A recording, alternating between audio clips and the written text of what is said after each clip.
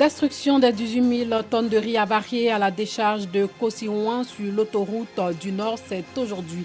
42 pays sont à Abidjan pour les 3e et 14e championnats d'Afrique U18 et U20. La compétition a démarré aujourd'hui au stade Félix Houphouët-Boigny et va durer 4 jours. Bonsoir et bienvenue dans le 19h. L'opération de destruction des 18 000 tonnes de riz avariées d'origine birmane a démarré aujourd'hui. Les cargaisons ont quitté le port d'Abidjan en direction la décharge de Kosiouan sur l'autoroute du Nord. L'opération est supervisée par le ministère du Commerce, de l'Industrie et de la Promotion des PME qui avait procédé le 30 mars dernier à la saisie et à la mise sous scellé de la cargaison des 18 000 tonnes de riz avariées déchargées au port autonome d'Abidjan du 11 au 18 mars par un navire en provenance d'Asie. On écoute le ministre du Commerce, de l'Industrie et de la Promotion des PME. Depuis le 11 mars dernier, il y a eu ce déchargement de cette cargaison de 18 000 tonnes de riz supposée avariée au port d'Abidjan. Et nous avons, durant toute cette période, mené toutes les diligences, et ce, conformément à tous nos tests en vigueur. Et au sorti des résultats de l'ensemble des analyses, nous avons fait 4 analyses contradictoires par un laboratoire international, par 3 laboratoires nationaux, dont un laboratoire privé. Et les résultats sont sans appel, comme quoi ce riz est impropre à la consommation, donc présente des risques pour la santé humaine. Donc sur cette base-là, conformément à nos tests, c'était la destruction, le processus de destruction qu'il fallait enclencher.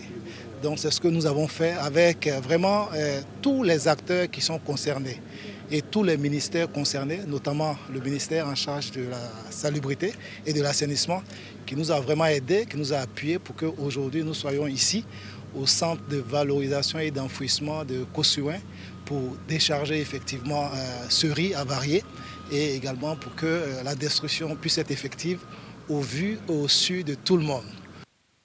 Les jeunes du village SOS d'Abobo, face au défi de leur autonomisation, ils sont 35 et participent au forum qui leur donne l'opportunité de se prononcer sur leur avenir. Des jeunes qui ont perdu de leur jeune âge l'un de leurs parents ou ont été abandonnés par ces derniers. Dangui les a rencontrés. Village SOS d'Abobo. Des milliers d'enfants en détresse sont passés ici depuis la création du centre en 1971. Je suis venue avec ma maman et mon petit frère. On m'a présenté mes nouveaux frères de SOS. Je suis restée avec eux, puis bon voilà, on s'est adapté. J'ai été admis au village d'enfants SOS depuis 1997, lors du décès de ma mère. Au bout de leur prise en charge par le village SOS, les fils et filles du village nourrissent bien souvent de grands rêves. Je veux être magistrat, je veux aussi être écrivain. Il y a des personnes qui violent par exemple des filles et puis ils restent là impunis, donc moi je veux les juger. Je me bats pour atteindre mes objectifs. Je me bats pour être toujours premier, je me bats pour avoir une vie stable. Mais tous les enfants sortis du village SOS d'Abobo ne sont pas toujours animés par cette rage de réussir. À la fin de leur prise en charge, 40% d'entre eux s'éloignent du droit chemin. Malgré tous les efforts qui sont faits pour assurer une prise en charge de qualité à nos enfants et jeunes, il y a des faiblesses à leur niveau en termes d'implication dans leur éducation, dans leur formation, au point où certains n'ont pas de projet de vie viable. D'où ce forum initié par le village SOS à leur intention et sur le thème un jeune résilient, citoyen autonome et utile au développement de son pays. Aujourd'hui, l'État ivoirien développe beaucoup de programmes. Et il est intéressant, il est important pour ces jeunes de pouvoir s'informer, pour pouvoir bénéficier de ces opportunités. Ils doivent savoir qu'ils vivent les mêmes histoires que tous les jeunes ivoiriens. Ce forum de 2 jours donne justement la parole aux jeunes du village SOS en vue de proposer des solutions face aux défis de leur autonomisation. Enjeu de ce conclave, aider ces jeunes du village SOS à avoir de l'ambition et un projet de vie. Chacun de nos enfants et jeunes a une histoire. Mais l'histoire, on doit s'appuyer sur cette histoire-là pour la positiver comme vraiment un tremplin pour pouvoir s'insérer dans la société et participer au développement de notre nation. SOS Village d'enfants est une organisation non gouvernementale de développement social présente en Côte d'Ivoire depuis 1971. Elle offre aux enfants et jeunes orphelins, abandonnés et autres cas sociaux Sur le long terme, un toit, une famille et une éducation en vue de faire d'eux des adultes autonomes. Les membres de la Jeune Chambre internationale d'Abidjan, eux, font le bilan de leur activité au premier trimestre. Clément Boko nous en dit un peu plus. 5 projets communautaires réalisés sur 3 prévus. 5 formations internes, 2 sessions de cours officielles et 3 activités récréatives.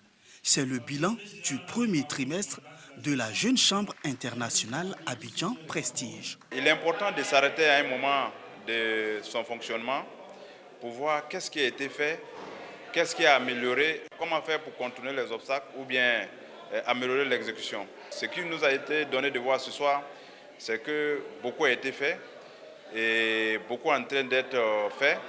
D'autres chantiers restent à réaliser pour le prochain semestre. Le chantier à réaliser, c'est le projet de l'Académie Prestige qui va consister à former nos membres aux différentes valeurs Jeune Chambre, aux maîtrises des procédures de notre organisation et également sur d'autres thèmes tels que le civisme fiscal et également développer leur leadership. Donc c'est une activité phare de cette mandature que nous allons réaliser dans la seconde partie du mandat et aussi finaliser aussi le projet équipement Prestige qui va permettre à notre organisation de s'équiper en matériel didactique qui lui permettra de mieux fonctionner. La Jeune Chambre internationale est une organisation non gouvernementale à but non lucratif qui œuvre pour le développement personnel de ses membres. En Côte d'Ivoire, la JCI compte plus de 1200 membres pour 34 organisations membres. Yao Taïba Grassa est la lauréate de la 3e édition du festival Afrique à livre ouvert. Elle est en classe de 4e au groupe scolaire Nanti de la commune d'Abobo. 3 écoles de 3 communes étaient en compétition, à savoir Abobo, Bingéville et Cocody. Le festival destiné uniquement aux filles s'est déroulé à l'INSAC. 10 candidates étaient en compétition. 3 matières au cœur de la compétition: lecture, compréhension de texte et technologie de l'information et de la communication. Ce concours pour relever le niveau de langue en dessous de la moyenne aujourd'hui. Taïba Yao, lauréate du festival Afrique à livre ouvert. Sur 10 candidates en lice, elle a retenu l'attention du jury par sa maîtrise et la qualité de son art oratoire. J'ai participé parce que j'aime bien la lecture. Élève en classe de 4e dans un collège d'Abobo, Taïba Yao remporte des livres. Elle pourra continuer à se cultiver dans tous les domaines. Les critères sont les suivants: la diction, le rythme, la prononciation, et donc tous ces 3 éléments regroupés au sein de la lecture, puisqu'il y a la phase de lecture. Et puis, après donc la phase de lecture, nous avons le résumé de cette lecture. Et donc, après le résumé donc, de cette lecture, nous avons aussi une autre phase, puisque les candidates doivent manipuler l'outil informatique. Et donc, comment ouvrir un fichier, comment faire défiler donc le texte, et puis comment fermer le fichier et fermer l'ordinateur. Selon les organisateurs, cette 3e édition du festival Afrique à livre ouvert a pour but d'inculquer le goût de la lecture en milieu scolaire. Éduquer une jeune fille, c'est éduquer toute une nation. Et le livre permet de se cultiver, d'apprendre, de s'instruire, mais aussi de changer sa mentalité. La 3e édition du festival Afrique à livre ouvert a été organisée à l'endroit des élèves filles des classes du 1er cycle du district d'Abidjan. En sport, 42 pays sont à Abidjan pour les 3e et 14e championnats d'Afrique U18 et U20. La compétition a débuté aujourd'hui au stade Félix Houphouët-Boigny et va durer 4 jours.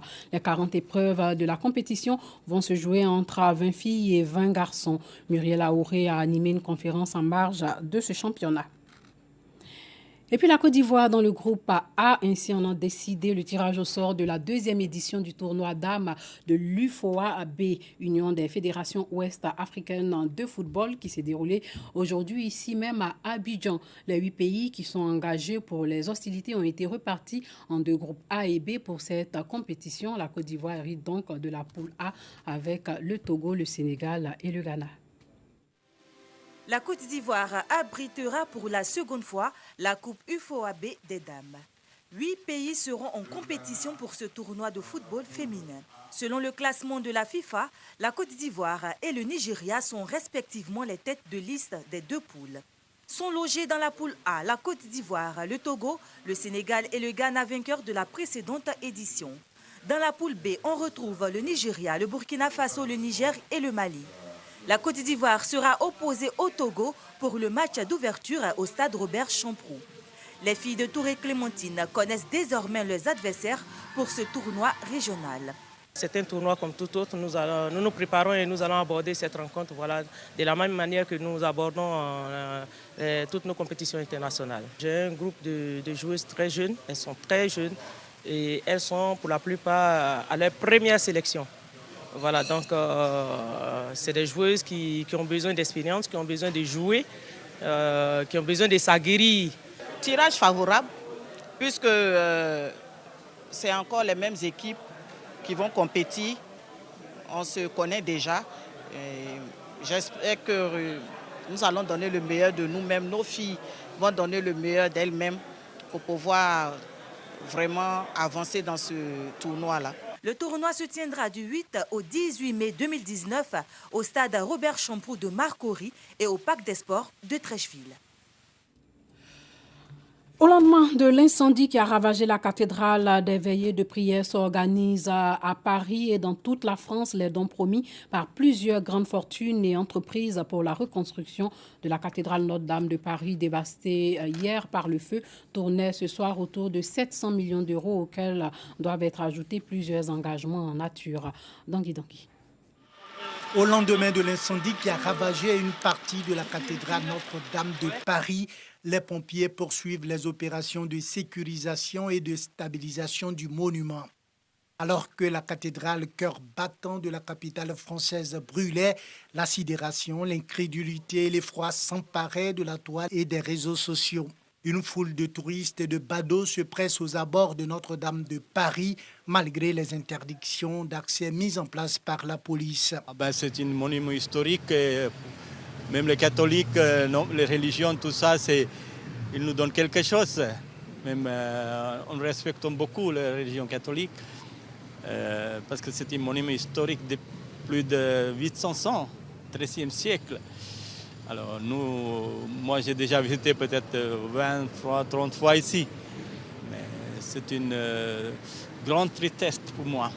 Une partie du trésor de Notre-Dame de Paris a été sauvée dans une salle de l'hôtel de ville de la capitale, située à quelques centaines de mètres de la cathédrale. Le maire du 4e arrondissement, Ariel Will, se réjouit qu'une part du trésor ait pu être sauvée de l'incendie. À l'hôtel de ville, actuellement, vous avez le trésor, la partie des œuvres les plus précieuses qui pouvaient qui étaient déplaçables, ont toutes été déplacées pendant la nuit. C'est un petit miracle dans le malheur. Alors que les premiers éléments de l'enquête sur l'incendie de la cathédrale Notre-Dame de Paris, vécue comme une tragédie internationale, semblent privilégier la piste accidentelle, la question de la reconstruction du bâtiment mutilé se pose déjà avec acuité. Notre-Dame de Paris sera rebâtie, c'est la promesse du président de la République Emmanuel Macron après l'incendie qui a défiguré la cathédrale le lundi 15 avril. Une souscription nationale va être lancée, a annoncé le président français. Les hommages comme les promesses de dons affluent déjà. Ce sont donc plus d'un demi-milliard d'euros promis par le secteur privé pour la reconstruction de la cathédrale Notre-Dame de Paris. Et puis c'est une scène digne d'un film d'horreur dans un élevage du sud-ouest de la Chine. 10 millions de cafards bruns, oui vous avez bien entendu, 10 millions de cafards bruns grouillent dans l'obscurité, élevés notamment pour leur chair. Ils finiront dans les assiettes de fins connaisseurs. Une vision d'horreur pour les uns, une activité lucrative pour les autres. Cet agriculteur élève des millions de cafards dans le but de les vendre au restaurant. Les gens pensent que c'est dégoûtant. Ils le considèrent comme la peste. Mais la race que nous élevons ici, dans un environnement hygiénique où ils mangent des produits sains, de la farine de maïs, des fruits, des légumes, cette race a au final une valeur médicinale très élevée.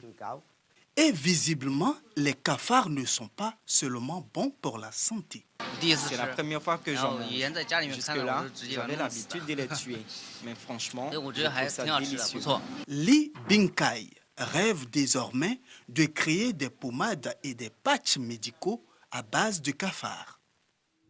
Bon appétit en tout cas si vous êtes à table. Voilà, merci de nous avoir suivis. Portez-vous bien.